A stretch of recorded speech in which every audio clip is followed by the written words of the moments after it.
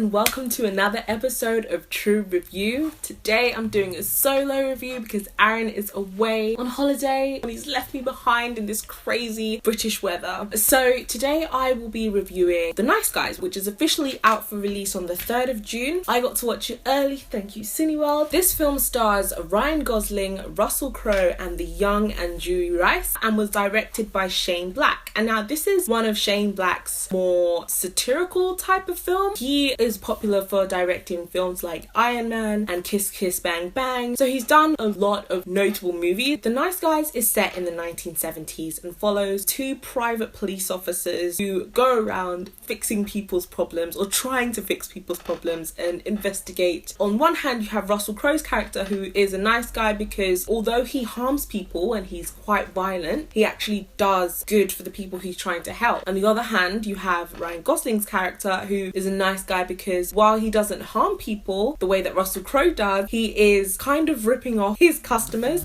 It's my husband. He's gone missing. Missing? I'm terribly worried. It's just Fred's never been gone this long before.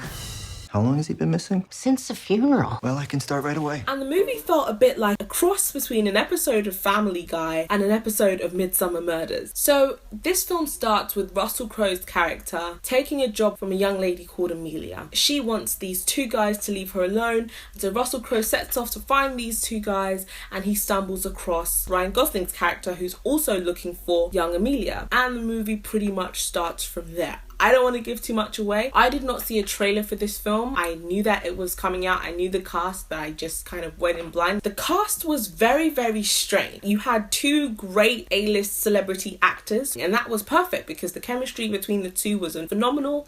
And you had the supporting female role who was playing Ryan Gosling's daughter. She was actually a very, very good addition to the cast. However, everyone else in the movie was kind of like a Z-list celebrity. You didn't really know who they were. They aren't really familiar faces, and so I thought it was very strange to have these two phenomenal big actors alongside not so great and mediocre actors. It made a very interesting mix in terms of the movie because some scenes you took really seriously and you could really get into it as a serious film. However, when you had the other scenes that included some of the other actors who I wasn't too keen on in the movie, it kind of took away from that serious nature and it threw you out of the whole environment of the movie, and it kind of made the film seem very, very unserious.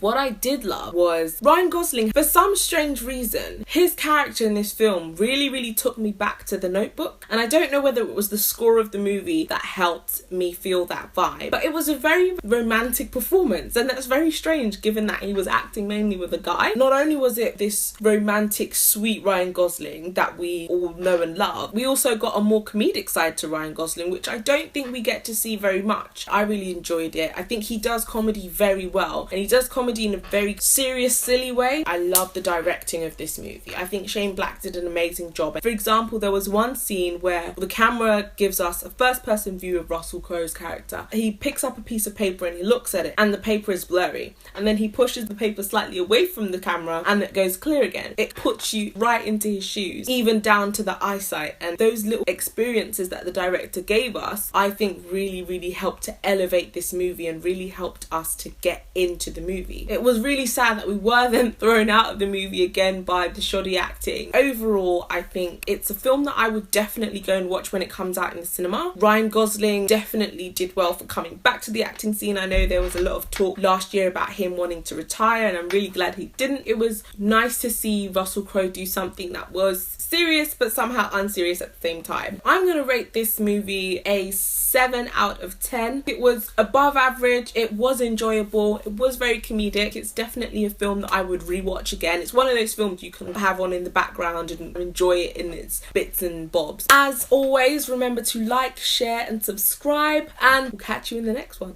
Bye guys. Look, if you come in here, you beat up on me. It's part of the job, I accept it. But what did you do? You pissed me off.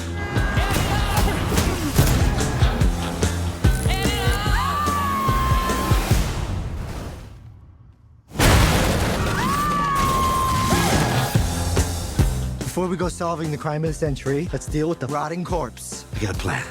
Run.